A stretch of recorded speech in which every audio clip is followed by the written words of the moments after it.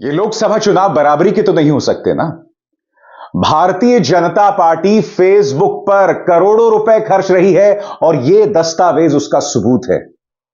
मगर दूसरी तरफ कांग्रेस के बैंक खातों को सील कर दिया गया है। अब कांग्रेस अपने बैंक खातों का इस्तेमाल नहीं कर सकती। भाजपा के बड़े नेता सीआर पाटिल अब भी वडोदरा में जाकर भाजपा के दफ्तरों का उद्घाटन कर रहे हैं। लोग उनसे सवाल पूछ रहे हैं, यहां स्कूल नहीं है साहब, कुछ कर दो। उनके पास कोई जवाब नहीं है। मगर सबसे पहले दोस्तों, मैं आपका ध्यान खींचना चाहूंगा कांग्रेस की दुविधा की तरफ। मैं आपको याद दिलाना चाहूंगा कि एक दिन अचानक इनकम टैक्स विभाग कांग्रेस के तमाम बैंक खातों को सील कर देती है। कहती है 210 करोड़ का जुर्माना। कारण भी बहुत हल्का। उसके बाद कांग्रेस इसके खिलाफ अपील करती है ITAT में, यानी कि इनकम टैक्स एपेलेट ट्राइब्यूनल में। ITAT उसमें दखल देने से इनकार कर देती है। वो फिर दिल्ली हाईकोर्ट जाती है। दिल्ली हाईकोर्ट भी उसमें दखल देने से इनकार कर देती है। अब कांग्रेस के पास एकमात्र जो उम्मीद है वो सुप्रीम कोर्ट की है। कल कांग्रेस के अध्यक्ष मल्लिकार्जुन खड़गे अपना दर्द लेकर पत्रकारों के सामने आए। पत्रकारों से बात करते हुए उन्होंने कहा, हमारे पार्टी के बैंक अकाउंट बंद कर दिए गए हैं, साथ ही यूथ कांग्रेस, महिला कांग्रेस, दिल्ली कांग्रेस और AICC के अकाउंट भी बंद कर दिए गए हैं। अगर इस तरह से अकाउंट बंद कर दिए जाएं तो क्या ये चुनाव निष्पक्ष होंगे? मैं आपसे एक सवाल पूछना चाहता हूं दोस्तों। मुख्य विपक्षी दल है कांग्रेस और अब उसके बैंक खाते जो हैं वो सील कर दिए गए हैं। यह महज इत्तेफाक नहीं है कि चुनावों से ठीक पहले आप उनके बैंक खातों को सील कर देते हैं। एक तरफ पहले ही प्रचार तंत्र जो है वो सिर्फ विपक्ष पर निशाना साधता है और दूसरी तरफ आप उनके लिए ऐसे हालात बना देते हैं कि वो चुनाव भी ना लड़ पाए। क्या यह मुकाबला बराबरी का हो सकता है? और दूसरी तरफ भाजपा क्या करती है, मैं आपको बताता हूं। आप ये दस्तावेज देख रहे हैं और आप इसमें जो ये पीले रंग की जो रीडिंग्स हैं वो देख रहे हैं। इस दस्तावेज के मुताबिक भारतीय जनता पार्टी ने पिछले 5 सालों में फेसबुक में विज्ञापनों में करीब 4.5 करोड़ रुपए खर्चे हैं। बहुत बड़ा आंकड़ा नहीं है, मगर ये जो तमाम आप एंट्रीज देख रहे हैं ना, और ये तमाम फेसबुक पेज देख रहे हैं, ये कहने को भाजपा नहीं चलाती, ये महज गंदे ट्रोल पेजेस हैं जो विपक्षी नेताओं के खिलाफ सिर्फ गाली गलौज करते हैं। इनके बहुत ज्यादा फॉलोअर्स भी नहीं है, मुश्किल से 7,000, 2,000, 3,000, मगर ये करोड़ों रुपए खर्च रहे हैं। एक फेसबुक पेज जिसका मुश्किल से 7,000 फॉलोअर है, वो 2 करोड़ रुपए खर्च रहा है विज्ञापन पर। फेसबुक में ये खुलेआम चल रहा है। मैं आपको बतलाना चाहूंगा दोस्तों, ये कौन कौन से पेजेस हैं। ये जानकारी ऑल्ट न्यूज ने जतलाई है और वो मैं आपके सामने रख रहा हूं। इसमें निर्मा माता है, ये एक प्रो बीजेपी पेज है और इसका सिर्फ एक मकसद है कि ममता बनर्जी पर निशाना साधा जाए। उसके बाद एक गवर्नमेंट मैटर्स इंडिया है, ये प्रो बीजेपी पेज नहीं है, ये प्रो विपक्ष पेज है। उल्टा चश्मा, पॉलिटिकल एक्सरे और मीम एक्सप्रेस, ये 3 ट्रोल पेजेस हैं। ये कोई गंभीर राजनीतिक दल के फेसबुक पेजेस नहीं है दोस्तों, ये सिर्फ ट्रोल पेजेस हैं जो अश्लील अंदाज में विपक्ष पर निशाना साधते हैं। और आप जानते हैं इनके फॉलोअर्स कितने हैं? इनके फॉलोअर्स हैं उल्टा चश्मा के करीब 7,800 फॉलोअर्स, पॉलिटिकल एक्सरे के 5,200 फॉलोअर्स और मीम एक्सप्रेस के 1,700 फॉलोअर्स हैं। और इन लोगों ने करोड़ों रुपए खर्चे हैं विज्ञापन पर। मैं आपसे एक सवाल पूछना चाहता हूं, एक पेज जिसके महज 7,000 फॉलोअर्स हैं, वो 2 करोड़ रुपए कैसे खर्च सकता है विज्ञापन में? जाहिर सी बात है इनके पीछे एक बड़ी पॉलिटिकल पार्टी का हाथ है।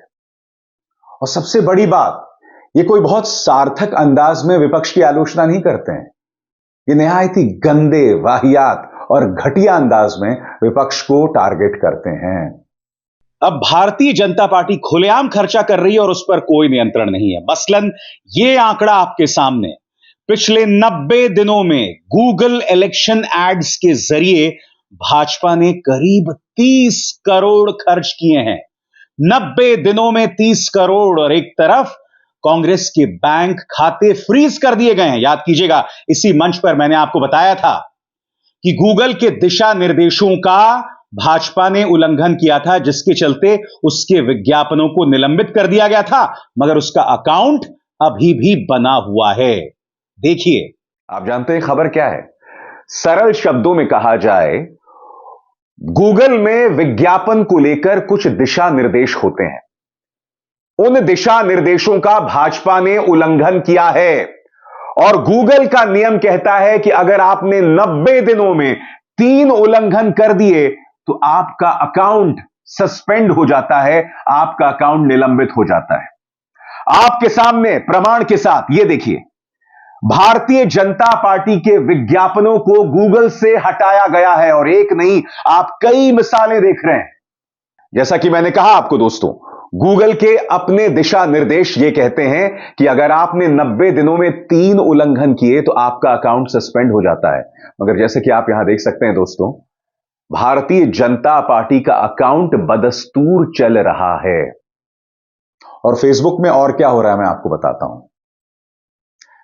चाहे मेरा अपना फेसबुक पेज हो, चाहे रवीश का, चाहे साक्षी जोशी का, चाहे अजीत अंजुम का, सबके फेसबुक पेजेस की रीच जो है पिछले 3-4 महीनों में लगभग खत्म कर दी गई है। यानी कि जो पत्रकार आपके सामने हकीकत लाने की कोशिश कर रहे हैं, जो सत्ता से सवाल करते हैं, उनकी रीच को खत्म कर दिया गया दोस्तों। आज से 4-5 महीने पहले हमारे वीडियोस कितने देखे जाते थे और अब कितने देखे जा रहे हैं, जमीन आसमान का फर्क है। कहने का अर्थ क्या है? अनाप शनाप पेजेस जिनका हथियार सिर्फ अश्लील प्रहार है, वो करोड़ों रुपए खर्च रहे हैं, और उनके पास ये करोड़ रुपए कहां से आ रहे हैं इसकी कोई जवाबदेही नहीं है। चुनाव आयोग पूरी तरह से खामोश है। और दूसरी तरफ जो वाजिब पत्रकारिता से जुड़े पेजेस हैं, उनकी रीच को खत्म कर दिया गया है।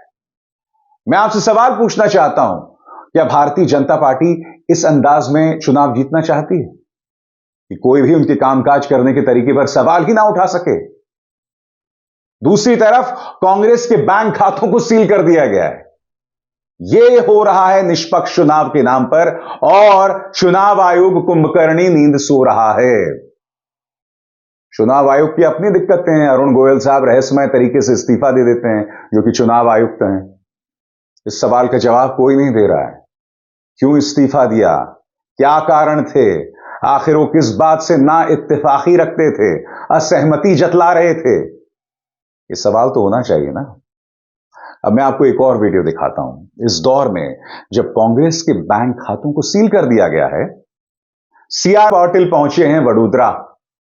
वहां पर वो भाजपा के कार्यालय का उद्घाटन कर रहे हैं। खबर यह नहीं है दोस्तों, खबर यह है कि जब ये कार्यालय का उद्घाटन कर रहे होते हैं और जब एक गांव का सरपंच आता है और कहता है कि हमारे खाटंबा में स्कूल नहीं है साहब, स्कूल खुलवा दो, तो वो कहते हैं खुलवा देंगे खुलवा देंगे। कहते साहब मैं कब से कंप्लेन कर रहा हूं, मेरी बात कोई नहीं सुन रहा। मैं चाहूंगा आप वीडियो देखें, और उस वीडियो के नीचे, क्योंकि गुजराती में है, मैं उसका अनुवाद भी दिखा रहा हूं। यानी कि उस सरपंच क्या कहता है, उसके जवाब में सीआर पाटिल साहब क्या कहते हैं, वो सब चीजें मैं बाकायदा अनुवाद करके आपको दिखा रहा हूं। स्क्रीन के नीचे उस अनुवाद को देखिएगा। सीआर पाटिल कोई सामान्य नेता नहीं है, आज गुजरात के सबसे पावरफुल नेताओं में से एक हैं। ये मुख्यमंत्री नहीं है, सांसद हैं, मगर बहुत पावरफुल हैं। उनके मंच में, भरी सभा में एक सरपंच आके कहता है कि हमारे गांव में स्कूल नहीं है।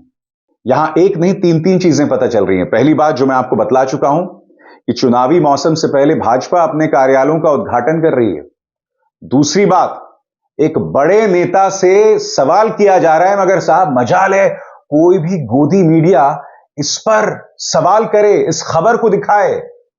तीसरी बात, और यह बहुत अहम है, मोदी का गुजरात मॉडल पूरी तरह से एक्सपोज हो गया है कि गांव में स्कूल नहीं है, सरपंच गिड़गिड़ा रहा है और उसे धक्के देकर हटा दिया जाता है। बताइए, इन 3 मोर्चों पर क्या सीआर पाटिल साहब से, क्या भाजपा से किसी ने सवाल किया?